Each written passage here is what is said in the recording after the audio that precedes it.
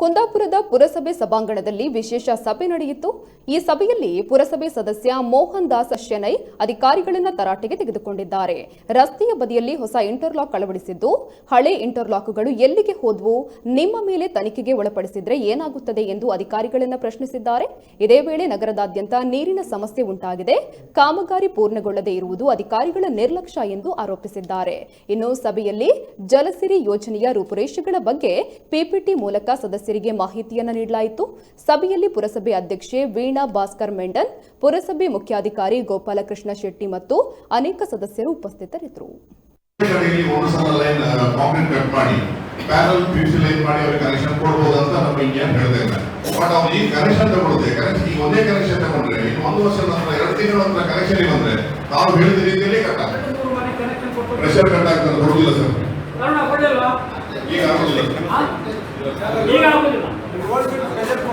ಹಳೆ ಇಂಟರ್ಲಾಕ್ ಎಂತ ಆಯ್ತಾಗತ್ತೆ? ಹಳೆ ಇಂಟರ್ಲಾಕ್ ಎಷ್ಟು ಸರಿ ಇದೆ ಅಷ್ಟು ಅಲ್ಲಿ ನೀವು ಅಲ್ಲಿ ಎಲ್ಲಿ ಬೇರೆ ರಸ್ತೆ ಆ ಕಾರ್ ಎಲ್ಲ ಒಟ್ಟು ಮಾಡಿ ಇಟ್ಟಿದ್ರಲ್ಲ ಎಲ್ಲ ಪೂರ್ತಿ ಎಲ್ಲಿ ಆಯ್ತಾಗತ್ತೆ ಸರ್? ಹಳೆ ತೆಗೆಯುವಾಗ ಕೆಲವು ಮುರಿದು ಹೋಗ್ತಾರೆ ಅಂತ ಬಿಟ್ಟು 20% ನಡೀರಿ, 30% ನಡೀರಿ, 60% ಎಲ್ಲ ಆಯ್ತು.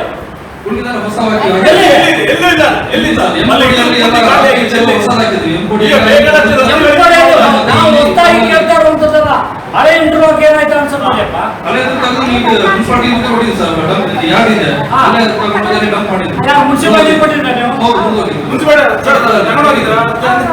ವರ್ಷ ಬಾಕಿ ಇಡುವುದಿದ್ದವರಾದ್ರೆ ನಿಮ್ಮ ಕೆಲಸ ಪುರಸಭೆಗೆ ಬೇಕಾ?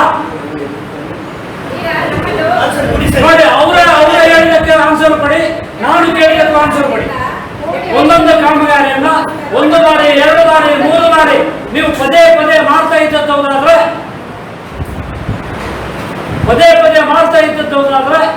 ದುಡ್ಡು ಯಾರು ಬಂದ್ರಿ? ಏನ್ ಕೆಲಸ ಮಾಡ್ತೀರಿ ನೀವು? ನಿಮ್ಮ ಅವ್ರೇನಿದ್ ಸರಿ ಕಳಪೆ ಕಾಮಗಾರಿ ಅಂತ ಹೇಳ್ಬೇಕಾಗ್ತದೆ. ನಿಮ್ಮನ್ನು ಎನ್ಕ್ವೈರಿ ಹಾಕಿದ್ರೆ ಏನಾಗ್ತದೆ ಗೊತ್ತುಂಟ? ಈಗ ನಾವು ನಿಮ್ಮ ಇಡೀ ಕೆಲಸವನ್ನ ಯಾವುದೋ ಒಂದು ಎನ್ಕ್ವೈರಿಗೆ ಮುಗಿಸಬೇಕಂತ ಮನ್ಸುಂಟು ನಮಗೆ. ಅಷ್ಟು ಹೋಪ್ಲೆಸ್ ಆಗ್ತಾ ಉಂಟು ನಿಮ್ಮ ಕೆಲಸ.